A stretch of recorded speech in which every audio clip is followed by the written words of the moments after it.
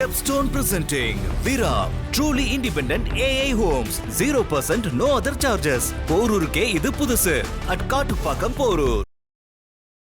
கமலஹாசன் ஒரு ஆராய்ச்சியாளர் அல்ல, அவர் ஒரு மொழியியல் அறிஞர் அல்ல. யாரோ சொன்னது சொல்றாரு. இப்போ வள்ளுவர் சொன்னதை நான் சொன்னேன்னா நான் எப்படி குற்றவாளியாவேன்? வள்ளுவர் போய் கேட்க வேண்டியதுதான். இந்த பிரச்சனை விஸ்வரூபம் எடுக்கிறதுக்கு என்ன காரணம்? காவிரி தான் காரணம். 28 ஆண்டு கால சட்ட போராட்டம். கடந்த ஆண்டு 63 TMC கடலுக்கு போச்சு. 3 முறை மேட்டூர் அணை முழு கொள்ளளவை எட்டியது. இருந்தாலும் குறுவை சாகுபடி சாத்தியம் இல்லை. என்ன காரணம்? அந்த தீர்ப்பின்படி தண்ணீரை திறந்திருந்தால் சாத்தியமாயிருக்கு. அவங்க திறக்கிறதே இல்லையே. யார் அந்த சார்? யார் அந்த சார்? யார் அந்த சார்? அதான் நாட்டுக்கு முக்கியம். இந்த சார், அந்த சார், எந்த சார் எனக்கு தெரியும் சார், இதா சொல்கிறீங்க. அட 10 விட்டுட்டு போவாங்க. வெளியிடவோன்னு என்ன? கர்நாடகாவில் போய் வெளியிட்டா தான் அது நடக்குமா? வெளியிடவோன்னு நீங்கள் பார்க்குறதுக்கு கொடுத்து வைக்கலேன்ட்டு போங்க. கார்பைடு போடாமல் பழுக்க வைக்கக்கூடிய பழங்கள் ஒரு 20% கூட தேராது. 80% கார்பைடு போட்டு தான் பழுக்க வைக்கிறாங்க. அதனால் இப்போ நான் கடையில் பார்த்தீங்கன்னா பழத்தை பார்த்தா நல்லா கண்ணை பறிக்கிற மாதிரி இருக்குது. வாங்கி உண்ணலாம்னு பார்த்தா பயமாக இருக்குது. எல்லாம் கார்பைடு போட்டு பழுக்க வச்சு. கலப்படம் செய்வோர்கள் கவனிக்க வேண்டியவங்களை கவனிக்கும் விதத்தில் கவனிச்சிடுறாங்க.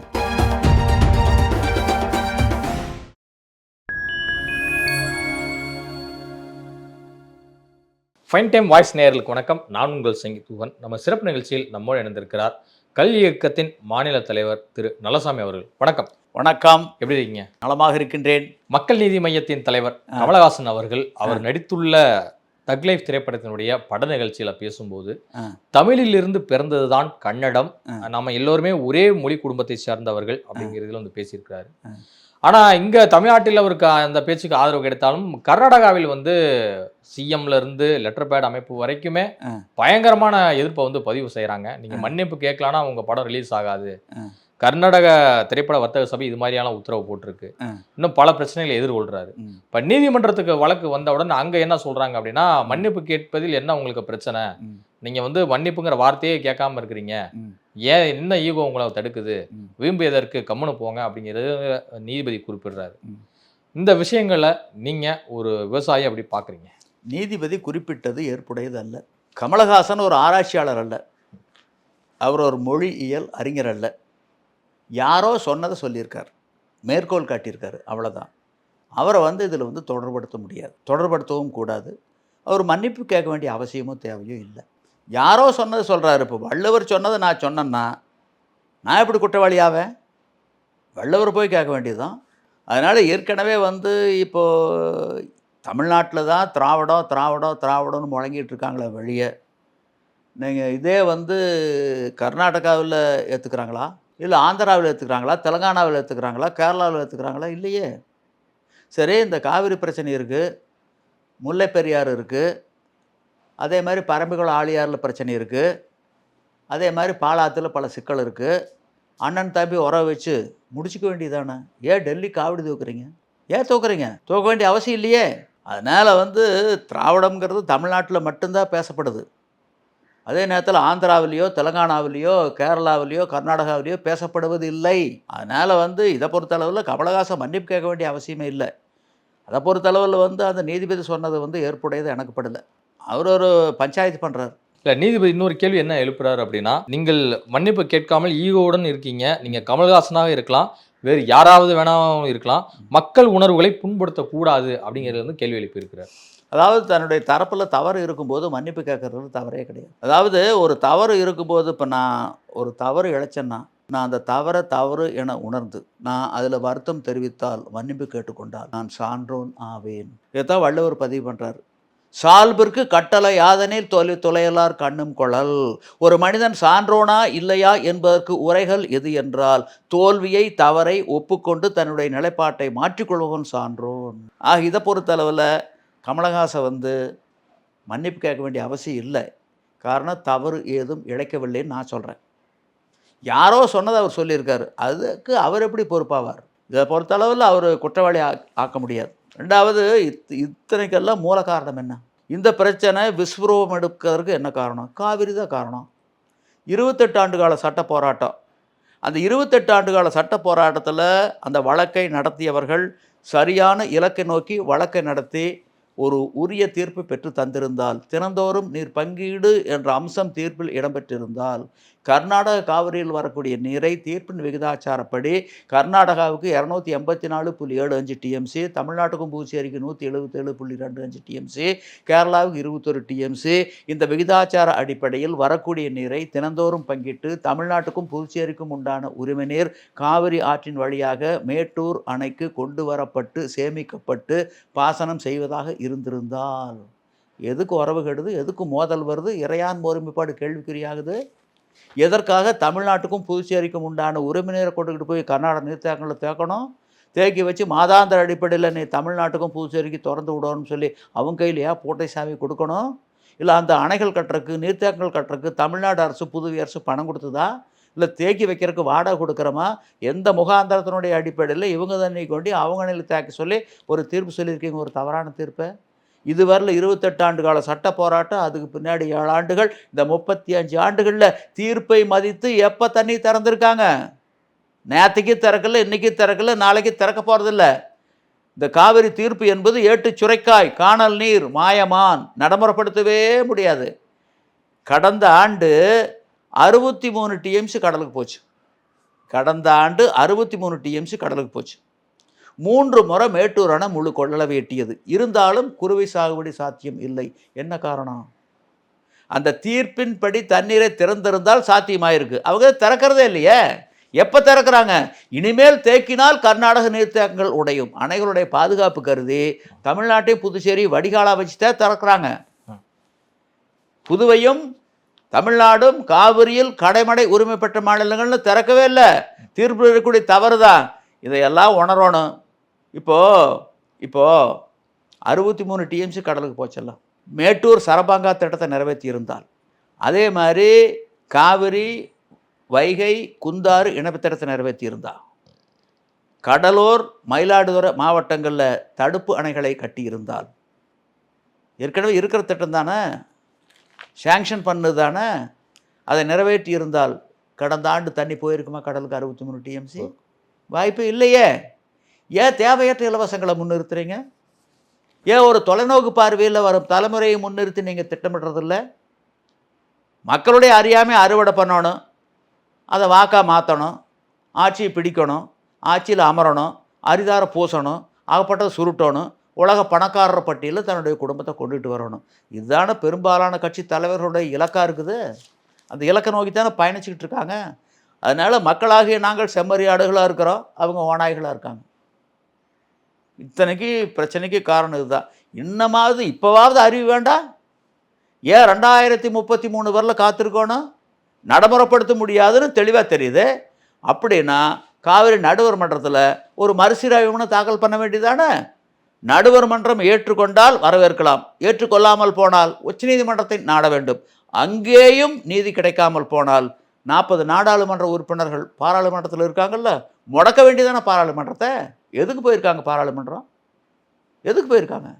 உரிமையெல்லாம் கேட்டுட்டு தானே இருக்காங்க. எங்கே கேட்டாங்க? எங்கே கேட்டாங்க? யார் அந்த சார், யார் அந்த சார், யார் அந்த சார்? அதான் நாட்டுக்கு முக்கியம். இந்த சார், அந்த சார், எந்த சார் எனக்கு தெரியும் சார், இதாக சொல்கிறீங்க. எது அந்தந்த ஊரில் அங்கங்கே நாடு முழுவதும் நடக்கக்கூடிய ஒரு நிகழ்வு. இதில் அங்கங்கே நீதிமன்றங்கள் இருக்குது, காவல் நிலையம் இருக்குது, அங்கங்கே வழக்கு இருக்குது. அதை அங்கங்கே பார்த்துக்கிறாங்க. சட்டப்பேரவையில் எது கொண்டுட்டு வர்றீங்க? சட்டப்பேரவைங்கிறது பாராளுமன்றங்கிறது கொள்கை முடிவு எடுக்கக்கூடிய இடங்கள். அங்கே கொண்டு வந்து இதை பேசிக்கிட்டு இருக்கீங்க. கடந்த ஆண்டில் 3 முறை மேட்டூரான முழு கொள்ளளவை எட்டியும் குறுவை சாகுபடி சாத்தியமில்லை. 63 டிஎம்சி பயன்பாடு இல்லாமல் கடலுக்கு போயிருக்கு. இதுக்கு என்ன காரணம்னு நடந்து முடிஞ்ச சட்டப்பேரவை உறுப்பினரில் ஒரு உறுப்பினர் வாய் திறந்திருப்பாங்களா? காவிரி பற்றிய புரிதல் சுத்தமாக உறுப்பினர்களுக்கு கிடையாது. அதனுடைய வெளிப்பாடு தான் சட்டசபை மட்டசபையாக இருக்குது. ஒருக்கா எதிர்க்கட்சி தலைவராக இருந்தார் மு.க. ஸ்டாலின். அவர் பதிவு பண்ணுறாரு, பில்லூர் அணையிலிருந்து 30 டிஎம்சி தண்ணீர் ஆண்டுதோறும் பயன்பாடு இல்லாமல் கடலுக்கு போகுது. அதை திருப்பி விட்டு அத்திக்கடு பவனத்திட்ட நிறைவேற்றற்கு ஒதுக்குனீங்களே போனால் ஒதுக்குன்னு போனால் என்னாச்சுன்னு கேட்குறாரு. அப்போ நீர்வளத்துறை அமைச்சர் எடப்பாடி பழனிசாமி அவர் வாசிக்கிறாரு, மத்திய அரசனுடைய வனம், சுற்றுச்சூழல், பருவநிலை மாற்ற அமைச்சகத்தினுடைய ஒப்புதலுக்கு எழுதியிருக்கின்றோம். ஒப்புதல் கிடைத்த பிறகு திட்டம் நிறைவேற்றப்படும்ங்கிறாரு. உடனே கொஞ்ச நேரம் குப்பு குப்பு குப்பு குப்புன்னு சட்டப்பேரவை உறுப்பினர்கள்லாம் தட்டுறாங்க. அந்த அன்னைக்கு சட்டப்பேரவைக்கு முதலமைச்சர் ஜெயலலிதா வரல. 30 டிஎம்சி தண்ணி பில்லூர்லேருந்து எங்கே கடலுக்கு போகுது? பில்லூர் எங்கே இருக்குது? நீலகிரினுடைய அடிவாரத்தில் இருக்குது. அங்கேருந்து 30 டிஎம்சி வருது வெளியே. அதுதான் கோவை திருப்பூர் குடிநீர் திட்டங்களுக்கு பயன்படுத்துகிறோம். அது பவானி சாகருக்கு வருது. 2.5 லட்சம் ஏக்கர் பாசனம் பெறுது. அங்கேயும் பற்றாக்குறை. உபரிநீர் காவிரியில் வடியுது. அப்புறம் கொடுமுடி கிழக்கு நோக்கி திரும்புது. அகண்ட காவிரியாக மாறுது. அங்கேருந்து தென் மாவட்டங்கள் ராமநாதபுரம் உள்ளிட்ட 8-9 மாவட்டங்களுக்கு குடிநீராக கொண்டுக்கிட்டு போகிறாங்க. ஒரு பகுதி டெல்டா மாவட்டங்களுக்கு பாசன நீராக போகுது. நாகை, தஞ்சை, திருவாரூர், மயிலாடுதுறை மாவட்டங்களுக்கு. இன்னொரு பகுதி வீராண ஏரிக்கு சென்னைக்கு குடிநீராக வருது. எங்கள் ஆகாயத்தில் பறந்து 30 டிஎம்சி கடலுக்கு போகுது. இதை கேட்டிருந்தா அந்த எதிர்க்கட்சி தலைவருடைய ஆட்டம் பாட்டம் கொண்டாட்டமெல்லாம் அன்றைக்கி அடங்கியிருக்குமே. அதாவது எதிர்க்கட்சி தலைவருக்கு சொல்லி கொடுத்த கட்சிக்காரருடைய அறிவு, அதிகாரிகளுடைய அறிவு. இங்கே குப்பு குப்பு குப்புன்னு கொஞ்ச நேரம் தட்டினாங்கல்ல, ஒன்றா புரிதல் இருந்தால் தட்டணும். புரிதல் இல்லாமல் நீங்கள் தட்டினீங்கன்னா கீழ்ப்பாக்கத்தில் இருக்கிறவங்களுக்கு உங்களுக்கு என்ன வேறுபாடு? ஆக கீழ்ப்பாக்கத்தில் இருக்க வேண்டியவங்கெல்லாம் சட்டப்பேரவையில் இருந்தால் சட்டப்பேரவை மட்டப்பேரவையாக இருக்காது, எப்படி இருக்கும்? கொடுமைங்க நினச்சா. காவிரியை பற்றி புரிதல் தமிழ்நாட்டில் ஆளுகின்ற அரசுக்கும் இல்லை, அரசியல் கட்சிகளுக்கும் இல்லை. அதனுடைய வெளிப்பாடு இப்படிப்பட்ட ஒரு தீர்ப்பு வாங்கி கொடுத்துருக்காங்க. அதனாலதான் கன்னடர்கள் தொடர்ந்து காவிரி இஷ்யூ காவிரி இஷ்யூ கமலஹாசன் பேசுனது போதாகரமானதுக்கு காரணம் காவிரி பிரச்சனை தான் காரணம். இந்த காவிரி பிரச்சனையில் சரியான இலக்கு நோக்கி அந்த 28 ஆண்டு கால சட்ட போராட்டத்தில் இந்த வழக்கை நடத்தி இருந்தால் சரி. நீங்கள் என்னை அழைச்சிங்க, இங்கே வந்தேன், ஆட்டோவில் வந்தேன், இங்கே வரணும்னு வந்ததுனால வந்தேன். ஆட்டோவில் ஏறும்போது எங்கே போகிறதுன்னு தெரியாமல் ஆட்டோவில் ஏறுனா எங்கே போகிறது? அந்த மாதிரி ஒரு வழக்கு நடத்தும் போது இலக்கு வேணுமில்ல, இலக்கு இல்லாமையே வழக்கு நடத்தியிருக்காங்க 28 ஆண்டு காலம். என்ன கொடுமை இது? இப்படி ஒரு அரசு. அதுக்கெல்லாம் நாங்கள் தான் காரணம். இதனால் இவன் முடிக்கும் என்றாய்ந்து அதனை அவன் கண் விடல் என்ற அடிப்படையில் வாக்களிச்சிருந்தா நல்லா நடந்திருக்கும். இன்றைக்கி ஒன்று தெரிஞ்சுங்க, எங்கள் தொகுதி மொடக்குறிச்சி தொகுதி. அந்த மொடக்குறிச்சி தொகுதியில் நான் வரக்கூடிய 2026 சட்டப்பேரவை உறுப்பினர் ஆக முடியும். உறுதியாக முடியும், என்னால் முடியும். வாக்குக்கு 10,000 ரூபாய் பணம் கொடுக்கக்கூடிய அளவுக்கு என்கிட்ட பணம் இருந்து அதை வாக்காளர் கைகளில் கொண்டு சேர்ப்பிக்கக்கூடிய அளவுக்கு என்னிடம் அடியார்கள் இருந்தால் நான் தான் வர 2026 மொடக்குறிச்சி தொகுதி சட்டமன்ற உறுப்பினர். அதே மாதிரி தமிழ்நாடு முழுவதும் 234 தொகுதிகளுக்கும் வாக்காளர்களுக்கு கொடுக்கக்கூடிய அளவுக்கு என்கிட்ட பணம் குவிஞ்சு கிடந்து அதை வாக்காளர் கைகளில் கொண்டு சேர்ப்பிக்கக்கூடிய அளவுக்கு நாணயமான அடியார்கள் என்னிடம் இருந்தால் நான் தான் வர 2026 தேர்தலில் தமிழ்நாட்டினுடைய முதலமைச்சர்.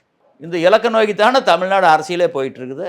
இல்லை, மக்கள் போராட்டங்களை பல தலைவர்களை முன்னெடுக்கிறாங்க, மக்களுக்காக துணை நிற்கிறாங்க. எதை எடுக்கிறாங்க? மக்களுக்காக பெரிய விஷயங்கள் எல்லாம் எடுக்கிறாங்க போது மக்கள்கிட்ட பிரபலம் அடைந்துதானே ஒரு எம்எல்ஏவா எம்பியா தலைவரா தேர்ந்தெடுக்கப்படுறாங்க. ஒரு தேசிய கட்சியினுடைய மாநில தலைவர் இருந்தார். அவர் சொன்னார் மேடையில், தமிழ்நாடு அரசு கள்ளுக்கு அனுமதி கொடுக்க வேண்டும், தமிழ்நாட்டில் கள்ளுக்கடைகளை திறக்க வேண்டும். அதையே ஒரு சட்டப்பேரவை உறுப்பினர் சட்டப்பேரவையில் பதிவு பண்ணார். தமிழ்நாடு அரசு கள்ளுக்கு அனுமதி கொடுக்க வேண்டும், தமிழ்நாட்டில் கள்ளுக்கடைகளை திறக்க வேண்டும். இன்னொரு உறுப்பினர் தென் மாவட்டங்கள்லேருந்து அவர் ஒரு கோரிக்கை வைக்கிறாரு, தமிழ்நாடு அரசு எப்போ கள்ளுக்கு அனுமதி கொடுக்கும்? எதுக்கு அனுமதி கேட்குறாங்க? எதுக்கு கள்ளுக்கடைகள் விடுங்கிறாங்க? எதுக்கு தமிழ்நாடு அரசுக்கிட்ட அனுமதி கேட்கணும்? அதுதான் 1950 ஜனவரி 26 அரசியலமைப்பு சட்டம் நடைமுறைக்கு வந்தது. அந்த சட்டம் கொடுத்திருக்கும் உணவு தேடும் உரிமைதான் கள் இறக்குவதும் பருகுவதும். கள்ளுக்கு தடை வச்சிருக்கிற அரசியலமைப்பு சட்டத்துக்கு எதிரானது. நீ அரசியலமைப்பு சட்டப்படி தான் முதலமைச்சராக உட்காந்துருக்கிற. ஒன்றா தடை நீக்கு, இல்லை ஒன்றா முதலமைச்சர் நாற்காலியிலிருந்து கீழே இறங்கு. இப்படியெல்லாம் கேட்டிருக்கணும் அந்த மாநில தலைவர், இப்படியெல்லாம் கேட்டிருக்கணும் சட்டப்பேரவை உறுப்பினர். கள்ளுக்கு அனுமதி கொடுங்கோ, கள்ளுக்கடைகளை திறங்கோ. அறிவு வேண்டாம் சட்டப்பேரவை உறுப்பினர்களுக்கு? கள்ளுக்கடைகளை திறந்து பல குடும்பங்கள் குடிச்சிட்டு ரொம்ப மோசமான நிலைமையில் போனா நலசாமி நல்லா இருக்குமா? இல்லை, அது அது அது அது அது நீங்களே வாங்கல, உங்களுக்கே 10 கோடி கொடுத்துட்றோம். கல்லூர் தடை செய்யப்பட வேண்டிய போதைப் பொருள் தான் கல்லூர் மதுதான். இறக்குமதி மதுக்களும் இந்திய தயாரிப்பு அயல்நாட்டு மதுக்களும் கல்லை விட நல்லவை. கள்ளியக்கம் கொண்டிருக்கக்கூடிய கோரிக்கைகளில் நியாயமே இல்லை. நீங்கள் வாங்க, வாதிடுங்க, அந்த வாதத்தில் வெற்றி பெறுங்க, 10 கோடி ரூபா உங்களுக்கு கொடுத்துட்றோம். இல்லை 8 கோடி மக்களில் யாராச்சும் கல்லேகத்தோடு வந்து வாதிட்டு வெற்றி பெறக்கூடிய ஆற்றல், திறமை, வல்லமை கொண்டிருந்தால் அழைச்சிக்கிட்டு வாங்க பார்ப்போம். சவால். அப்புறம் எதுக்கு 8 கோடி மக்கள் தமிழ்நாட்டில் உயிரோடு இருக்கணும்? நடைபடங்களாக ஏன் நடமாடிக்கிட்டு இருக்கணும்? வெக்கமா இல்லை? தமிழர் என்ற ஒரு இனம் உண்டு, தனியாக அதற்கு ஒரு குணம் உண்டு. இந்த குணம் தானா? வர சொல்லுங்களேன். தைரியம் இருந்தால், துணிச்சல் இருந்தா. ஏன் சென்னையில் அசுமேதையாக நடத்தணுமல்ல, குதிரை ஒட்டமல்ல? கலைஞர் அவர்கள் முதலமைச்சராக இருக்கின்ற போதும், ஜெயலலிதா அவர்கள் இருக்கின்ற போதும், இபிஎஸ் ஓபிஎஸ் வகைராக்கள் இருக்கின்ற போதும், ஸ்டாலின் இருக்கின்ற போதும் விட்டமல்ல குதிரையை? தடுத்து நிறுத்தி வாதிட்டு கள்ளுமுறு தடை செய்யப்பட வேண்டிய போதைப் பொருள் தான் என அரசு தரப்போ அரசியல் கட்சிகள் தரப்போ நிரூபித்து விட்டால் கல்லேகம் நிலைப்பாட்டை மாற்றிக்கொள்ளும். 10 கோடி ரூபாய் பரிசு கொடுக்கப்படும். ஏன் ஒருத்தர் வரல? இப்ப கமல் அவர்களுக்கு இவ்வளவு பெரிய நெருக்கடி வந்து ஏற்பட்டிருக்கு. இப்ப கன்னட படங்கள் இங்க தமிழ்நாட்டில் வந்து ஓடுது. ஆனா அதே சமயம் தமிழ் வெளியாக படங்களுக்கு அங்க சிக்கல் ஏற்பட்டிருந்த காரணமாக தமிழ்நாட்டில் இருக்கக்கூடிய நடிகர் சங்கங்களும் தயாரிப்பாளர் சங்கமும் என்ன முடிவெடுக்குன்னு நினைக்கிறீங்க? என்ன வலியுறுத்தணும்? எடுத்து போய் இப்போ வந்து அந்த அந்த அந்த என்ன தக் லைஃப் அந்த படம் வெளியிடாவோன்னா தமிழ்நாட்டில் வந்து பெரிய பிரச்சனை என்ன பூகம்பம் ஏற்பட போகுதா? அட 10 விட்டுட்டு போவாங்க. வெளியிடாவோன்னா என்ன? கர்நாடகாவில் போய் வெளியிட்டா தான் அது நடக்குமா? வெளியிடாவோன்னா நீங்கள் பார்க்குறதுக்கு கொடுத்து வைக்கலேன்ட்டு போங்க. அருமையான கலைப்படைப்பு கொடுக்க வைக்கிறது, அதை பார்க்குறக்கு உங்களுக்கு கொடுத்து வைக்கல போங்க அப்படின்னு முடிச்சுட்டு போக வேண்டியதானே? இதில் எதுக்கு பிரச்சனையை பெருசு பண்ணிட்டு தெரியுறீங்க? கர்நாடகாவில் வெளியிடக்கூடாது, வெளியிடலையாப்பா. நடிகர் கமல் அவர்கள் வந்து நம்பிக்கை கேட்பார் என்கிற நம்பிக்கை எனக்கு உள்ளது அப்படின்னு சொல்லி பேசியிருக்கிறார் கர்நாடகா மாநிலத்தின் துணை முதலமைச்சர் டி.கே. சிவகுமார். அது அவருடைய எதிர்பார்ப்பு. ஆனால் வந்து மன்னிப்பு கேட்பது வந்து கூடாதுங்கிறது என்னுடைய நிலைப்பாடு. அவர் தவறு எதுவும் பண்ணல, யாரோ சொன்னதை அவர் சொல்றாரு. அது எப்படி அவர் பொறுப்பாவார்? எனக்கு உறுதுணையாக இருந்த தமிழ்நாட்டிற்கு மிக்க நன்றி அப்படிங்கிற இதில் குறிப்பிட்டிருக்காரு கமல் அவர்கள். ஸோ தமிழர்கள் தன் பின்னாடி நிற்கிறாங்க அப்படிங்கிற ஒரு தைரியத்தில் இருக்கிறாரா? நன்றி சொல்லியிருக்காரு எல்லாத்துக்கும். சரி, அது அப்புறம் அவர் சொல்ல வேண்டியது, அதில் ஒன்றும் கிடையாது. சரி, தமிழ் மக்கள் அவருக்கு ஆதரவு கொடுக்குறாருன்னா அது எந்தன்றி கொன்றார்க்கும் உய்வுண்டாம் உய்வில்லை, செய்தன்றி கொண்ட மகற்கு. தமிழிசை வந்து என்ன சொல்றாங்க அப்படின்னா, கமல் மன்னிப்பு கேட்பதில் என்ன தவறு அப்படிங்கிறதெல்லாம் கேள்வி எழுப்புறாங்க. நயினார் நாகேந்திரன் என்ன சொல்றாருன்னா, தமிழை நீங்க உயர்த்தி பேசுங்க, நம்முடைய மொழியை உயர்த்தி பேசுங்க, எல்லாருமே உங்களுக்கு சப்போர்ட் பண்றோம், முதல்வராக இருந்தாலும் சப்போர்ட் பண்றோம், ஆனா வேறொரு மொழியை வந்து நீங்க தாழ்த்தி பேசக்கூடாது அப்படிங்கிற குறிப்பிட்டிருக்காரு. இப்போ பாஜக என்ன நிலைப்பாட்டில் தான் வந்து இருக்காங்க? எந்த நிலைப்பாடுன்னு எனக்கு தெரியல. நீங்கள் இப்போ தமிழிசை கேட்டதில் வந்து நியாயம் இல்லை. கமலஹாசன் மன்னிப்பு கேட்பதில் என்ன தவறு? மன்னிப்பு கேட்க வேண்டிய அவசியமே இல்லை. நீங்கள் பார்த்தீங்கன்னா, நீங்கள் தமிழருடைய மரபெண்ணுன்னு அந்த அம்மாளுக்கு தெரியல. நக்கீரன் சொல்கிறான்ல, நக்கீரன் என்ன சொல்கிற? நீ ஆண்டவனாக இருக்கலாம், நான் உன்னை வழிபடக்கூடிய நபராக இருக்கலாம், நீ என்னை எரித்தாலும் ஒழித்தாலும் சிதைத்தாலும் நெற்றிக்கண்ணை திறந்து காட்டினாலும் நீ செய்து குற்றம் குற்றமே என்று சொன்னான்ல. கண்ணகி எங்கிருந்தோ வந்தவள், அவள் வந்து பாண்டிய நாட்டுக்காரி அல்ல, சோழ நாட்டுக்காரி. வந்த இடத்துல கோவலன் கொலை செய்யப்படுற, நீதி கேட்குற அரண்மனையில் போய் வாயிலோயே வாயிலோயே அறிவு அறைவகிய முறையர் நெஞ்சத்து இறைமுறை விளைத்தோன் வாயிலோயே கேட்குறாள்ல. அதனால் கமலஹாசன் சொன்னதில் தவறு ஏதும் இல்லை. நீங்கள் ரெண்டாவது, இப்போ நயினார் நாகேந்திரன் சொல்லியிருக்கார்ல, பிற மொழிகளை தாழ்த்தி பேசக்கூடாது. தாழ்த்தி ஒன்றும் பேசலையே, தமிழ் இருந்து பிறந்தது கன்னடம்னு சொல்லியிருக்காரு, அவ்வளோதானே. தமிழ் மூத்த மொழி, தமிழ்லேருந்து வந்த மொழி கன்னடம். அது ஏற்கனவே பல பதிவுகள் இருக்குது. அந்த பதிவுகளை மேற்கோள் காட்டி தான் அவர் சொல்லியிருக்காரு. அவர் ஒன்றும் புதுசாக கண்டுபிடிச்சி சொல்லலை. ஆகவே யாரோ சொன்னதை சொன்னார், அது ஹியர்ஸே. நீங்கள் சட்டத்திலேயே பார்த்தீங்கன்னா அந்த ஹியர்ஸே எவிடன்ஸ்னு சொல்லுவாங்க, அது பெருசாக சாட்சி எடுத்துக்க மாட்டாங்க. அந்த மாதிரி இது எதுக்கு பெருசு பண்ணுறாங்கன்னு எனக்கு புரியல. மாம்பழ விலை வீழ்ச்சியால் விவசாயிகளும் உழவர்களும் குத்தகைக்கு எடுத்தவர்களும் வந்து ரொம்பவே பாதிக்கப்பட்டிருக்காங்க. உடனடியாக தமிழ்நாடு அரசு தலையிட்டு விலையை வந்து நிர்ணயிக்க வேண்டும் அப்படிங்கிறது வேண்டுகோள் விடுத்திருக்கிறார் பாட்டாளி மக்கள் கட்சியின் செயல் தலைவரான அன்புமணி அவர்கள். உங்களுடைய கருத்து என்ன? அதாவது கடந்த ஆண்டு மாம்பழ விளைச்சல் குறைஞ்சிருச்சு, நடப்பு ஆண்டில் மாம்பழ விளைச்சல் சற்று கூடியிருக்கு. இருந்தாலும் அதிகமாக ஒன்றும் கூடலை. ஏன் விலை வீழ்ச்சினா, மாம்பழத்தை பழுக்க வைக்கிறாங்கல்ல, பழுக்க வைக்கும்போது கார்பைடு போட்டு தான் பழுக்க வைக்கிறாங்க. மாம்பழம் மட்டுமல்ல, மற்ற பழங்களும் அப்படித்தான், வாழை அப்படித்தான்.